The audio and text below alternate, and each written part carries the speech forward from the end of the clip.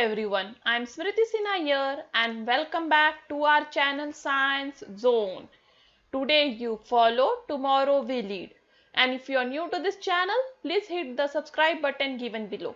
And don't forget to press the bell icon. And if you have missed our previous videos, you should click on the I button given above or check our playlist for the videos you want. And to join our Telegram group, you can click on the link given in the description.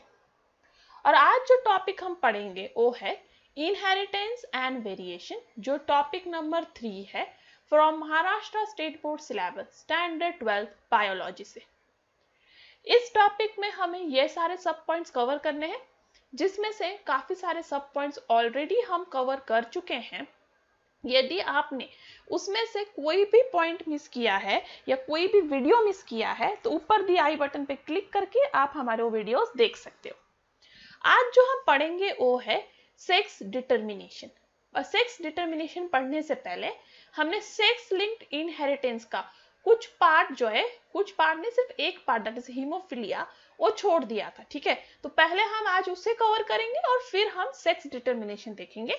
और आने वाला video last video होगा इस chapter का, जिसमें हम genetic disorder पढ़ेंगे। तो चलिए शुरू करते हैं हीमोफिलिया से, दैट इज ब्लीडर्स डिजीज। तो हीमोफिलिया को ब्लीडर डिजीज कहते हैं, और इसे ब्लीडर्स डिजीज भी क्यों कहते हैं वो मैं आगे बताऊंगी। तो हीमोफिलिया, जैसे कि हमने पिछले वीडियो में क्या पढ़ा था, हमने पिछले वीडियो में पढ़ा था colour blindness. Correct, colour blindness किससे हो रहा था? एक्स लिंक क्रोमोसोम से, वो भी non homologous region of X chromosome से। तो हमारे पास दो क्रोमोसोम है, एक एक्स एक वाई। तो जो नॉन होमोलोगस रीजन है एक्स और वाई क्रोमोसोम का, तो उसमें से जो एक्स क्रोमोसोम पे जो रिसेसिव जीन प्रेजेंट था वो जो है क्रिएट कर रहा था कलर ब्लाइंडनेस। सिमिलरली हीमोफिलिया में भी ये haemophilia disease X linked recessive disorder ही है। एक्स लिंक क्यों? क्योंकि वो एक्स क्रोमोसोम के नॉन होमोलोगस रीजन में प्रेजेंट है। और रिसेसिव क्यों? क्योंकि ये जीन यदि रिसेसिव कंडीशन में होगा तब ये डिसऑर्डर या डिजीज होगा। इस डिजीज में होता क्या है? इस डिजीज में एक्चुअली ब्लड जो है वो क्लॉट होना या कोगुलेट होना बंद कर देता है। इसका मतलब जो है, यदि आपको चोट लगती है, चोट लगने के बाद थोड़ी देर तक खून बहता है, कुछ सेकेंड्स कुछ मिनट, और उसके बाद खून बहना बंद हो जाता है। क्यों? क्योंकि ब्लड क्लॉटिंग शुरू हो जाता है। बट जिन्हें ये डिजीज होता है हीमोफिलिया, उन्हें चोट लगने के बाद ब्लड क्लॉटिंग ही नहीं होता, क्योंकि ब्लड क्लॉटिंग के लिए जो जीन चाहिए वो उनमें मिसिंग है या रिसेसिव कंडीशन में है, जिससे वहां पे ब्लड क्लॉटिंग हो ही नहीं सकता और ब्लड जो है वो बहना रुकता नहीं है, उनमें जो है ब्लड बहते ही जाता है, और इसलिए इसे ब्लीडर डिजीज भी कहते हैं। अब जो नॉर्मल जीन होता है वो डोमिनेंट होता है इस रिसेसिव जीन के ऊपर फॉर हीमोफिलिया। तो जो डोमिनेंट जीन है, तो डोमिनेंट जीन को हम कैपिटल एच से रिप्रेजेंट करेंगे और रिसेसिव को स्मॉल एच से। तो जो कैपिटल एच वाला जीन है वो एक्चुअली डोमिनेंट है रिसेसिव स्मॉल एच के ऊपर, और वो ये हीमोफिलिया डिजीज होने नहीं देता। जिस पर्सन में सिर्फ और सिर्फ recessive gene that is small H present है, कैपिटल एच है ही नहीं, उन पर्सन में हीमोफिलिया हो जाता है, क्योंकि उनमें जो है ब्लड क्लॉटिंग फैक्टर एब्सेंट होता है या डिफिशिएंट होता है, जिसके वजह से उनको छोटी सी भी चोट लग जाए। जिन पर्सन को हीमोफिलिया है उनके लिए छोटी सी भी चोट, इतनी छोटी सी जो आपके लिए जो है वो इग्नोरेबल है, ठीक है, मतलब जैसे सुई लग जाना या हल्का सा कट हो जाना ब्लेड से, ये सब नॉर्मल के लिए कुछ नहीं है, क्योंकि 2-3 मिनट में खून बहना रुक जाएगा और 1-2 दिन में जख्म ठीक हो जाएगी। बट जिन्हें हीमोफिलिया है उनके लिए ये छोटी सी चोट भी उनके लिए जानलेवा है, क्योंकि वहां पे कंटिन्यूअस ब्लीडिंग होता रहेगा, क्योंकि ब्लड क्लॉटिंग फैक्टर है ही नहीं, और इसलिए उसे ब्लीडर डिजीज भी कहते हैं। अब ये रिसेसिव जीन जो है हीमोफिलिया का, जो एक्चुअली ये डिजीज को कॉज कर रहा है, ये स्मॉल एच, ये प्रेजेंट होता है non homologous region of X chromosome.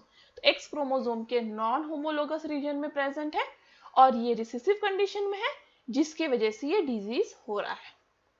जैसे हमको पता है फीमेल में 2 एक्स क्रोमोसोम्स होते हैं, female are made up of 2 X chromosomes, और इसके वजह से यहाँ पे हीमोफीलिया होने के चांसेस भी कम हो जाते हैं, क्योंकि एक एक्स क्रोमोसोम पे यदि रिसेसिव प्रेजेंट भी हो तो दूसरा एक्स क्रोमोसोम जो है डोमिनेंट के साथ हो तो उस लेडी को हीमोफीलिया नहीं होगा, भले वो कैरियर होगी बट नहीं होगा, जैसे कलर ब्लाइंडनेस में था।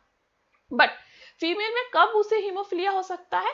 यदि उसके नॉन होमोलोगस एक्स रीजन में जो दोनों भी एक्स क्रोमोसोम पे जो है वहां पे रिसेसिव वाला स्मॉल एच क्रोमोसोम प्रेजेंट हो। बट मेल में सिर्फ 2 ही कंडीशन है, एक तो हीमोफीलिया होगा या नहीं होगा, वो कैरियर नहीं हो सकता, क्योंकि जो मेल्स हैं वो सिर्फ और सिर्फ एक ही एक्स क्रोमोसोम से बने हुए हैं, करेक्ट। तो एक ही कंडीशन है, या तो कैपिटल एच होगा या स्मॉल एच, तो आइदर मेल जो है नॉर्मल होगा या फिर रिसेसिव, दैट इज हीमोफीलिया उसको होगा। बट फीमेल में 3 पॉसिबिलिटीज है, या तो नॉर्मल होगी, या कैरियर है बट वो नॉर्मल लाइफ जिएगी, या फिर उसे हीमोफीलिया होगा। तो जो जीनोटाइप से मेल और फीमेल का वो इस तरह से दिखेगा।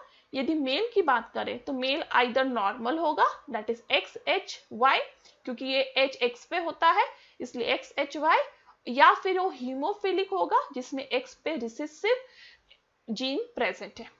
फीमेल में 3 कंडीशन है, एक तो नॉर्मल होगी जिसमें दोनों भी एक्स क्रोमोसोम पे डोमिनेंट जीन प्रेजेंट है, या फिर वो हीमोफिलिक होगी, दोनों भी एक्स क्रोमोसोम पे उसमें small H that is recessive gene present है, या फिर वो कैरियर होगी जिसमें एक एक्स क्रोमोसोम पे डोमिनेंट और एक्स क्रोमोसोम पे रिसेसिव जीन प्रेजेंट है। बट याद रखें ये कैरियर फीमेल भी नॉर्मल लाइफ जिएगी। अब हीमोफिलिया जो है वो कैसे एक जनरेशन से दूसरे जनरेशन में पास होता है? तो जैसे हमने कलर ब्लाइंडनेस में पढ़ा था क्रिस क्रॉस हेरिडेटरी, सेम यहाँ पे भी है क्रिस क्रॉस हेरिडेटरी। तो पहले होगा शादी हीमोफिलिक मेल का नॉर्मल फीमेल से, मतलब एक ऐसा मेल जिसमें हीमोफिलिक जीन है उसकी शादी हो रही है नॉर्मल फीमेल से। तो एक मेल जिसके पास हीमोफिलिक जीन है उसकी शादी हो रही है नॉर्मल फीमेल से जिसके पास सारे नॉर्मल जीन है। तो यह है haemophilic male marrying a normal female. अब हीमोफिलिक मेल का जीनोटाइप है XHY, नॉर्मल फीमेल का है XH, दोनों भी डोमिनेंट जीन। अब जो मेल है उसके 2 गैमेट्स बनेंगे, ठीक है। मेल के ये 2 गैमेट्स जो हैं, एक बनेगा X gamete with the recessive gene और एक Y गैमेट। बट फीमेल के 2 गैमेट्स बनेंगे, दोनों एक जैसे होंगे, that is X with dominant gene. अब उनमें क्रॉसिंग होगा और F1 जनरेशन बनेगा। अब क्रॉसिंग होगा और F1 जनरेशन जब बनेगा तब ध्यान रखें F1 जनरेशन में उन्हें 2 डॉटर होंगे और 2 सन। अब डॉटर दोनों भी जो उनके हैं वो दोनों भी डॉटर में एक एक्स जो है वो डोमिनेंट जीन के साथ आएगा और एक एक्स रिसेसिव के साथ, क्योंकि एक मम्मी से आया है जो दोनों भी डोमिनेंट थे और एक पापा से आया है एक्स जिसमें एक रिसेसिव था, इसलिए दोनों डॉटर भी कैरियर्स होंगे with 1 normal x chromosome and 1 recessive one. याद रखें ये दोनों डॉटर नॉर्मल लाइफ जिएंगे बट उनमें एक जीन होगा जो उनके बच्चों को तकलीफ पहुंचा सकता है, इसलिए कैरियर डॉटर्स होंगे। वाइल उनके दोनों बेटे नॉर्मल होंगे with x with dominant gene. अब नेक्स्ट शादी होगी इस कैरियर डॉटर की एक नॉर्मल मेल के साथ। तो ये कैरियर डॉटर जो अपने पापा से अब नॉर्मल जीन लेकर आई है उसकी शादी हो रही है नॉर्मल मेल के साथ। तो ये कैरियर डॉटर जिसका जो है genotype X capital H, X small h, normal male के साथ जिसका जो है X क्रोमोसोम डोमिनेंट है विथ Y क्रोमोसोम। अब डॉटर जो है कैरियर वो वापस 2 गैमेट बनाएगी। अब ये दोनों गैमेट जो इस कैरियर डॉटर का है दोनों अलग टाइप का है, एक है X विथ डोमिनेंट जीन, दूसरा है X with recessive gene. Y, male का जो गैमेट है, एक है एक्स डोमिनेंट एंड वाई। अब इनमें क्रॉसिंग होगा और वापस 4 बच्चे बनेंगे, 2 मेल 2 फीमेल। अब यहाँ पे टेक्स्ट बुक में भी करेक्शन कर ले, यहाँ टेक्स्ट बुक में भी कलर ब्लाइंड दिया, वो एक्चुअली यहाँ पे होना चाहिए था हीमोफिलिक, तो टेक्स्ट बुक में भी ये करेक्शन कर ले। तो देखिए, अब जो नॉर्मल कैरियर डॉटर है उसका नॉर्मल मेल से शादी हुआ, अब उन्हें जो होगा एक नॉर्मल फीमेल होगी, जहां उसे एक नॉर्मल गैमेट, अपने मम्मी का एक नॉर्मल गैमेट मिलेगा और पापा का एक नॉर्मल गैमेट, तो ये नॉर्मल डॉटर है। अब नेक्स्ट जो मेल है वो नॉर्मल मेल होगा, क्योंकि उसे पापा का वाई गैमेट मिला और मम्मा का एक नॉर्मल एक्स गैमेट मिला है, जिससे वो नॉर्मल मेल हुआ। नेक्स्ट फीमेल वापस कैरियर होगी, क्योंकि उसे अपनी मम्मी का रिसेसिव एक्स क्रोमोसोम मिला और पापा का नॉर्मल एक्स क्रोमोसोम, जिससे वो कैरियर बन गई। बट एक हीमोफिलिक मेल होगा जिससे ये डिजीज दिखेगा, क्योंकि उसमें मम्मी का रिसेसिव वाला जो एक्स क्रोमोसोम है वो आ गया है विद पापास वाई क्रोमोसोम। तो इसे हीमोफिलिक बनाने के लिए एक्चुअली कौन रिस्पॉन्सिबल है? उसके नाना, जो एक हीमोफिलिक मेल थे। तो उसके नाना हीमोफिलिक मेल थे, जिनके वजह से उनकी मम्मी कैरियर डॉटर बनी और उसके वजह से ये जो है हीमोफिलिक मेल पैदा हुआ। तो इसलिए इसे क्रिस क्रॉस हेरिडिटरी ही कहते हैं, सेम एज कलर ब्लाइंडनेस। अब नेक्स्ट जो है वो है सेक्स डिटर्मिनेशन। ये नेक्स्ट टॉपिक है। सेक्स डिटर्मिनेशन कोई भी स्पीशीज के लिए बहुत इंपॉर्टेंट है, जिससे हमें पता चलता है कि कौन सा स्पीशीज में जो है यूनिसेक्सुअल है या बाइसेक्सुअल है, और जो स्पीशीज बाइसेक्सुअल है तो कौन मेल है और कौन फीमेल। तो जो मैकेनिज्म है जिससे हम सेक्स इस्टेब्लिश करते हैं कोई भी स्पीशीज में, उसे कहते हैं सेक्स डिटर्मिनेशन। जो ये सेक्स है वो रिफर करता है सेक्सुअल फिनोटाइप को, मतलब सेक्सुअली वो फिनोटाइप क्या है उसे रिप्रेजेंट करता है ये वर्ड सेक्स। अब कुछ स्पीशीज होते हैं जिनमें मेल और फीमेल रिप्रोडक्टिव ऑर्गन्स दोनों भी सेम एनिमल में होते हैं, मतलब एक ही एनिमल में दोनों भी ऑर्गन है, फीमेल रिप्रोडक्टिव भी और मेल रिप्रोडक्टिव भी। ऐसे एनिमल्स को या स्पीशीज को कहते हैं bisexual. Bi means that two, sex तो दोनों सेक्स एक ही ऑर्गेनिज्म में है, इसलिए उसे कहेंगे बाइसेक्सुअल या मोनोशियस। ठीक है। दूसरा स्पीशीज ऐसा होता है जिसमें आइदर ओ मेल होगा या फिर फीमेल, मतलब रिप्रोडक्टिव ऑर्गन उसमें आइदर मेल रिप्रोडक्टिव ऑर्गन होंगे या फीमेल रिप्रोडक्टिव ऑर्गन। अब ऐसे स्पीशीज को कहेंगे डाइशियस। डाइशियस क्यों? क्योंकि दो डिफरेंट स्पीशीज हैं, या फिर यूनिसेक्सुअल, क्योंकि यूनि क्यों? क्योंकि सिर्फ एक ही सेक्स उस स्पीशीज में है। तो दो तरह की स्पीशीज है, एक जिसमें दोनों भी रिप्रोडक्टिव ऑर्गन्स एक ही में है, और दूसरा जिसमें दोनों रिप्रोडक्टिव ऑर्गन्स अलग अलग में। अब हम मेन जाते हैं सबसे पहले ह्यूमंस के पास। ह्यूमंस आते हैं डाइशियस कैटेगरी में, क्योंकि उनमें मेल और फीमेल रिप्रोडक्टिव ऑर्गन अलग अलग स्पीशीज में होते हैं। अब एक जर्मन बायोलॉजिस्ट थे जिनका नाम था हैंकिंग। वो 1891 में स्पर्मेटोजेनेसिस स्टडी कर रहे थे। तो ये साइंटिस्ट थे हैंकिंग, वो 1891 में क्या कर रहे थे? स्पर्मेटोजेनेसिस की पढ़ाई कर रहे थे। किस पे? स्क्वाश बग पे। उन्होंने ये स्पर्मेटोजेनेसिस पढ़ते वक्त ये देखा कि कुछ 50% स्पर्म्स हैं जो अनपेयर्ड क्रोमोसोम रिसीव कर रहे हैं, वाइल कुछ 50% स्पर्म है जो ये अनपेयर्ड क्रोमोसोम रिसीव नहीं कर रहे हैं। ठीक है। वो कंफ्यूज हो गए क्योंकि वो स्पर्मेटोजेनेसिस पढ़ रहे थे, तो ऑफ कोर्स डाइप्लॉइड कंडीशन अब वहां पे हैप्लॉइड होने वाला था, और वो देख रहे हैं कि 50% स्पर्म में ये अनपेयर्ड क्रोमोसोम है और 50% में नहीं है। तो हंकिंग ने ये जो स्ट्रक्चर है जो 50% प्रेजेंट हो रहा था कुछ में और कुछ में एब्सेंट था, उसे नाम दिया एक्स बॉडी। बट वो एक्सप्लेन नहीं कर पाए इस एक्स बॉडी का रोल इन सेक्स डिटर्मिनेशन।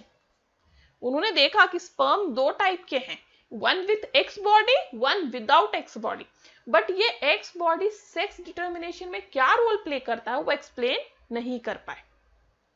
उन्हीं की इस पढ़ाई को आगे जाके कुछ साइंटिस्ट ने और स्टडी किया और ये कंक्लूजन पे पहुंचे, जो एक्स बॉडी नाम दिया था हैंकिंग ने, वो एक्चुअली एक क्रोमोसोम है जो सेक्स डिटर्मिनेशन में बहुत हेल्पफुल है, और उस क्रोमोसोम का नाम दिया गया एक्स क्रोमोसोम, और इस तरह से आया एक्स क्रोमोसोमी एग्जिस्टेंस। अब हम आज जो सबसे पहले पढ़ेंगे वो है sex determination in human beings. तो ह्यूमन बींग्स में सेक्स कैसे डिटरमाइन होता है। तो जो क्रोमोसोमल मैकेनिज्म है सेक्स डिटर्मिनेशन का ह्यूमन बींग में, वो है XX XY टाइप। तो आइदर कोई भी ह्यूमन जो है वो XX टाइप की होगी या फिर कोई XY टाइप का होगा। तो ह्यूमन बींग्स में टोटल एक्चुअली होते हैं 46 क्रोमोसोम्स, ठीक है, और ये 46 क्रोमोसोम जो ह्यूमन बींग में होते हैं वो 23 पेयर्स के फॉर्म में एग्जिस्ट होते हैं। करेक्ट, 46 क्रोमोसोम्स कैसे एग्जिस्ट होते हैं, 23 पेयर्स के फॉर्म में, जिनमें से 22 पेयर्स जो होते हैं वो होते हैं ऑटोसोम्स, मतलब जिनका सेक्स डिटर्मिनेशन से कोई लेना देना नहीं है, और जो एक पेयर होता है वो होता है सेक्स क्रोमोसोम, जो एक्चुअली सेक्स डिटरमाइन करता है ह्यूमन बींग्स में। यदि ये एक जो पेयर है सेक्स क्रोमोसोम का, यदि वो XX होगा, दैट इज होमोमॉर्फिक, क्योंकि वो दोनों भी XX है, दोनों भी क्रोमोसोम सेम है, तो यदि वो XX होगा that is homomorphic, homo means same, तो वो फीमेल चाइल्ड होगा। और यदि उसमें जो ये एक पेयर ऑफ सेक्स क्रोमोसोम है वो XY होगा, दैट इज हेट्रोमॉर्फिक, क्योंकि ये दोनों भी क्रोमोसोम डिफरेंट है, इसलिए हेट्रोमॉर्फिक, तो वो मेल चाइल्ड होगा। तो इस जीनोटाइप को यदि आपको कंक्लूड करना है तो ये 22 पेयर्स तो मेल और फीमेल दोनों में प्रेजेंट होंगे। ये 22 pairs means 44 chromosome plus XX है कि XY है, वो डिटरमाइन करेगा वो फीमेल है कि मेल। तो यदि हम फीमेल की बात करें तो फीमेल में ये 22 pair that is 44 autosomes plus XX present होगा, और यदि हम मेल की बात करें तो उसमें 44 ऑटोसोम्स प्लस XY क्रोमोसोम होगा। तो इस तरह से सेक्स डिटरमिनेशन होता है मेल और फीमेल में। अब जब गैमेट फॉर्मेशन होता है मेल में, तब उसके डाइप्लॉइड जर्म सेल्स जो हैं, जो टेस्टिस में प्रेजेंट हैं, ड्यूरिंग स्पर्मेटोजेनेसिस प्रोड्यूस करते हैं दो टाइप ऑफ हैप्लॉइड स्पर्म।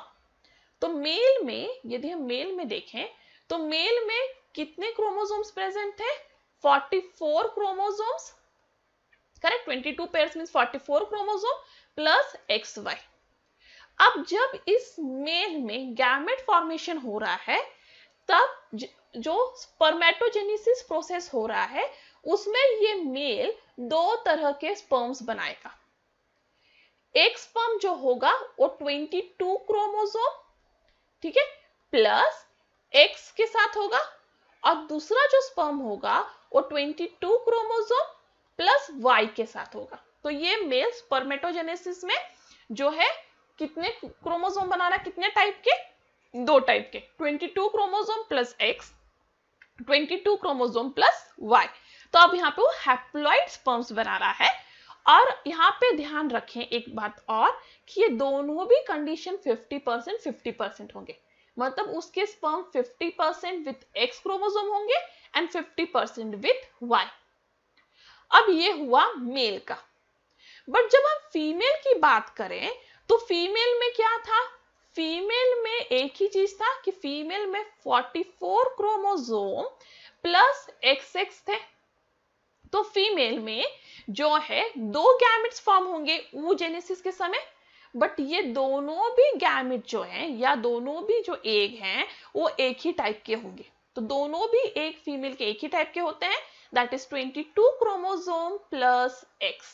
क्योंकि फीमेल के पास कोई ऑप्शन नहीं है, इसलिए उसके दोनों भी एक ही टाइप के, that is 22 chromosome plus x. अब मेल हेट्रोगैमेटिक है क्योंकि उसमें दो तरह के गैमेट बन रहे हैं, तो मेल हेट्रोगैमेटिक क्यों है? मेल हेट्रोगैमेटिक क्यों था? क्योंकि उसमें जो है दो टाइप के गैमेट्स बन रहे हैं, एक 22 क्रोमोसोम प्लस एक्स, एक 22 क्रोमोसोम व plus Y. Why female homogametic है, क्यों? क्योंकि फीमेल में एक ही तरह के दोनों गैमेट्स बन रहे हैं, क्योंकि उसमें 22 क्रोमोसोम प्लस एक्स है। अब जिस मेल का स्पर्म, यदि मेल का sperm with x chromosome female के एक के साथ यदि वो फर्टिलाइज हो जाए, तब वो फीमेल चाइल्ड पैदा होती है, क्योंकि मेल का एक्स क्रोमोसोम वाला जो स्पर्म है वो फीमेल के पास तो एक ही क्रोमोसोम है एक्स, तो फीमेल के पास एक ही टाइप ऑफ एग है, तो मेल का यदि एक्स वाला स्पर्म फीमेल के एग के साथ फर्टिलाइज हो जाए तो फीमेल चाइल्ड पैदा होगी। वाइल यदि मेल का जो वाई वाला क्रोमोसोम वाला स्पर्म यदि फीमेल के एक्स क्रोमोसोम मतलब फीमेल के एग के साथ फर्टिलाइज हो जाए, तब वो मेल चाइल्ड पैदा होता है। तो रिस्पॉन्सिबल कौन है? मेल। ठीक है, तो मेल रिस्पॉन्सिबल है कि उसके पास, क्योंकि हेट्रोगैमेटिक कंडीशन है, फीमेल के पास होमोगैमेटिक है, इसलिए कोई फर्क नहीं पड़ता उसकी कौन सी गैमेट जो है वो आगे जाके फर्टिलाइज हो रहा है। बट यदि मेल का जो एक्स क्रोमोसोम वाला स्पर्म फर्टिलाइज करे एक को, तो वो हो जाएगी बेटी, और यदि वाई वाला स्पर्म एक को फर्टिलाइज करे तो हो जाएगा बेटा। तो यहां देखिए, ये है पेरेंट दैट इज मेल और फीमेल, ये दोनों में मैरिज हुआ, फिर अब उनके जो है बच्चे हुए। अब मेल के दो गैमेट्स हैं, मेल का एक गैमेट है एक्स और एक गैमेट है वाई, तो ये है एक एक्स एक वाई। फीमेल के तो एक ही तरह के दो गैमेट्स हैं, अब ये फर्टिलाइज होंगे। चार पॉसिबिलिटीज है, मेल का एक एक्स दोनों में से एक एक्स को फर्टिलाइज करेगा या फिर दूसरे वाले को भी, तो फिर दोनों केस में हो जाएगी फीमेल पैदा, और मेल का एक वाई पहले एक्स को करेगा और फिर बाद में दूसरे, तो दोनों केस में हो जाएगा मेल। बट जो सेक्स रेशियो जो है जो प्रोड्यूस हो सकता है वो है ऑलवेज 1:1, क्योंकि यहाँ पे पॉसिबिलिटी क्या है? दो बेटी दो बेटा पैदा होने का, दैट इज 1:1 रेशियो है। इसलिए जो सेक्स है चाइल्ड का, जो भी चाइल्ड पैदा होने का उसका सेक्स होने वाला है, वो किस पे डिपेंड कर रहा है? वो स्पर्म पे डिपेंड कर रहा है। कौन सा स्पर्म आके एक को फर्टिलाइज कर रहा है? एक्स स्पर्म एक को फर्टिलाइज कर रहा है या वाई स्पर्म? तो वो स्पर्म पे डिपेंड करता है, ना कि एग पे। और स्पर्म आता किससे है? फादर से। इसलिए कोई भी बच्चे का सेक्स डिटरमाइन करने के लिए फादर रिस्पॉन्सिबल होते हैं, ना कि मदर। तो जो पुराने जमाने में हमारे समाज में या अभी भी हमारे समाज में जो है औरतों को दूषा जाता है बेटी पैदा करने के लिए, बेटा पैदा करने के लिए, वो एक्चुअली रिस्पॉन्सिबल होता है पिता, ना कि माता। नेक्स्ट है सेक्स डिटर्मिनेशन इन बर्ड्स। तो पक्षियों में अब सेक्स डिटरमाइन कैसे होता है? तो जो बर्ड्स होते हैं उनमें जो क्रोमोसोमल मैकेनिज्म है सेक्स डिटर्मिनेशन का, वो है ZWZZ टाइप। तो जो ह्यूमंस थे उसमें क्या था? XS XY टाइप, ये था ह्यूमंस का। अब बर्ड्स का क्या है? ZWZZ type.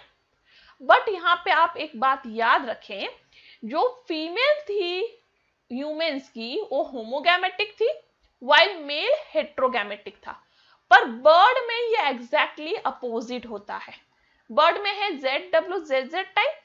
ZW जो है वो फीमेल है, that is heterogametic, while male is homogametic. तो इस केस में, बर्ड के केस में फीमेल्स होती हैं हेट्रोगैमेटिक, जो दो तरह के एग्स प्रोड्यूस कर सकती हैं, 50% जिसमें Z हो और 50% जिसमें W हो। वाइल मेल होमोगैमेटिक है और इसलिए वो एक ही तरह का स्पर्म प्रोड्यूस कर सकता है, that is with Z chromosome. इसलिए बर्ड में कौन सा सेक्स उनका पैदा हो रहा है, मतलब कौन सा चाइल्ड पैदा हो रहा है, बेटा या बेटी, बर्ड्स में वो कौन डिसाइड करेगी? फीमेल, क्योंकि फीमेल के दो एग्स हैं, एक Z क्रोमोसोम के साथ, एक W क्रोमोसोम के साथ, और वो डिसाइड करेगा कि उन्हें बेटी होगा कि बेटा। तो अब देखिए, एक बर्ड में मेल बर्ड फीमेल बर्ड के साथ जो है आ गया है। अब मेल के दो गैमेट्स पैदा होंगे, ठीक है। तो मेल का जीनोटाइप क्या है? 2n, that is diploid condition. जैसे जो ह्यूमंस में थे 22 क्रोमोसोम्स, 22 पेयर्स ऑफ क्रोमोसोम, वैसे ही यहाँ पे 2n लिखा है। कौन सा बर्ड है वो डिपेंड करता है उस बर्ड पे कि ये n का वैल्यू क्या होगा। मेल में एक ही टाइप के गैमेट है ZZ, फीमेल में 2n plus ZW, two different types of gametes. अब मेल बनाएगा n प्लस z एक स्पर्म, दूसरा स्पर्म n प्लस z, मतलब सेम टाइप ऑफ गैमेट्स बनाएगा मेल, क्योंकि वो होमोगैमेटिक है। वाइल फीमेल दो अलग तरह के गैमेट्स बनाएगी, एक n प्लस z और एक n प्लस w। ये दोनों भी एक जो फीमेल के हैं वो दोनों भी 50% बनेंगे। अब ये जो है आपस में आके फर्टिलाइज होंगे और इक्वल चांसेस हैं कि उन्हें मेल बर्ड होगा, that is 2n plus ZZ, वो दो मेल बर्ड हो सकते हैं, and then female bird 2n plus ZW। अब नेक्स्ट है sex determination in honey bees. तो हनी बीज में सेक्स कैसे डिटरमाइन होता है, ये थोड़ा डिफरेंट है। तो हनी बीज में क्रोमोसोमल मैकेनिज्म जो है सेक्स डिटर्मिनेशन का, वो है हैप्लॉइड डाइप्लॉइड टाइप। अब आप पूछोगे ये क्या है? ह्यूमंस में क्या था? XX XY type. बर्ड्स में क्या था? ZW ZZ type. अब हनी बीज में है हैप्लॉइड डाइप्लॉइड टाइप। तो याद रखें, हनी बी में यदि हैप्लॉइड है उसके सारे क्रोमोसोम्स तो वो मेल है, हैप्लॉइड वाला मेल है। यदि उसके क्रोमोसोम्स डाइप्लॉइड है तो वो फीमेल है। इसलिए हैप्लॉइड डाइप्लॉइड टाइप डिसाइड करता है कि हनी बी मेल है कि फीमेल है। तो हैप्लॉइड मेल होता है और डाइप्लॉइड फीमेल। अब इस टाइप ऑफ सेक्स डिटर्मिनेशन में यहाँ पे number of set of chromosomes गिने जाते हैं। तो यहाँ पे कितने सेट ऑफ क्रोमोसोम्स हैं, हैप्लॉइड है कि डाइप्लॉइड है, वो गिने जाएंगे और उससे डिसाइड होगा कि हनी बी मेल है कि फीमेल। इट डजेंट मैटर कि उसमें कोई दूसरा क्रोमोसोम है कि नहीं, उसमें कोई सेक्स डिटरमाइनिंग क्रोमोसोम नहीं होता। उसमें सिर्फ कंडीशन क्या है, हैप्लॉइड या डाइप्लॉइड। यदि फीमेल है, हनी बी फीमेल की बात करें तो फीमेल हनी बी में डाइप्लॉइड कंडीशन होते हैं, इसलिए उसके पास 32 क्रोमोसोम होता है। और मेल हैप्लॉइड है, ऑफ कोर्स 32 का हाफ दैट इज 16 क्रोमोसोम होगा। तो फीमेल के पास डाइप्लॉइड कंडीशन है, इसलिए उसके पास 32 क्रोमोसोम्स है, वाइल मेल हैप्लॉइड है, इसलिए उसके पास सिर्फ 16 क्रोमोसोम्स होते हैं। अब फीमेल जो है वो मियोसिस थ्रू हाइप्लॉइड दो एग्स प्रोड्यूस करते हैं। तो यदि हनी बी फीमेल है, अब वो दो एग्स प्रोड्यूस करेगी, दोनों भी हैप्लॉइड प्रोड्यूस करेगी, वाइल मेल एक ही स्पर्म प्रोड्यूस करता है। मेल यहाँ पे दो स्पर्म नहीं प्रोड्यूस करता, वो एक ही स्पर्म प्रोड्यूस करता है थ्रू माइटोसिस, ठीक है। अब जो ये एग है वो फर्टिलाइज होगा वाइल स्पर्म। तो स्पर्म जो हैप्लॉइड है वो हैप्लॉइड दो एग्स को फर्टिलाइज करेगा और जाइगोट डेवलप हो सकता है डाइप्लॉइड कंडीशन में, दैट इज फीमेल में। और ये फीमेल क्वीन या वर्कर में क्लासिफाई होगी, क्योंकि हनी बीज में आप जानते हो फीमेल दो क्लास में क्लासिफाई होती है, क्वीन या worker, that is with diploid condition 32। While जो अनफर्टिलाइज एग रह गया है, ठीक है, एक एग अनफर्टिलाइज रह जाएगा क्योंकि मेल ने एक ही गैमेट प्रोड्यूस किया है और फीमेल ने दो गैमेट प्रोड्यूस किया है। तो मेल का एक और फीमेल का एक आके 2n बनाएगा, जो वापस फीमेल पैदा होगी, और एक फीमेल का गैमेट अनफर्टिलाइज रह गया है। ये अनफर्टिलाइज फीमेल का गैमेट बनता है drone, that is male by parthenogenesis. तो यहाँ पे ध्यान दें, ये फीमेल है हनी बी की जिसके पास डाइप्लॉइड कंडीशन है, that is 2n equal to 32। ये मेल है हनी बी का जिसके पास हैप्लॉइड कंडीशन है, n इक्वल्स टू 16। फीमेल में मियोसिस थ्रू दो गैमेट्स बनेंगे, that is haploid haploid. Male में माइटोसिस थ्रू एक गैमेट बनेगा, दैट इज हैप्लॉइड। अब फीमेल का एक गैमेट और मेल का एक गैमेट आपस में फर्टिलाइज होगा और 2n कंडीशन दैट इज 32 बनाएगा। डाइप्लॉइड बना, ऑब्वियसली फीमेल ही बनेगी क्योंकि हनी बी में डाइप्लॉइड फीमेल होती है। अब फीमेल के एक गैमेट जो अनफर्टिलाइज रह गया है वो पार्थेनोजेनेसिस थ्रू एन हैप्लॉइड में ही मेल बन जाएगा। अब जो डाइप्लॉइड फीमेल्स होती हैं, जो ये डाइप्लॉइड फीमेल्स बनी N32, वो क्लासिफाई होती हैं इन वर्कर और क्वीन। डिपेंड करता है वो किस तरह का खाना खाती हैं। यदि वो जो भी यहाँ पे N32 का लार्वे बना है, कीड़ा बना है, यदि वो रॉयल जेली खा के बड़ा हो रहा है तो क्वीन बनेगी, दैट इज फर्टिलाइज्ड फीमेल, जो आगे जाके उनके वंश को आगे बढ़ाएगी। बट जो रॉयल जेली नहीं खा रही है वो बनेगी worker female, that is Sterlite female, ये बच्चे पैदा नहीं कर सकते। और मेल तो बनता है drone. And that's all for today. Thank you. If you have any doubt, any comment, any suggestion, you are free to do that on askyourdoubt04@gmail.com. If you like my video, give me a thumbs up, share this video to more and more of your friends, and stay tuned.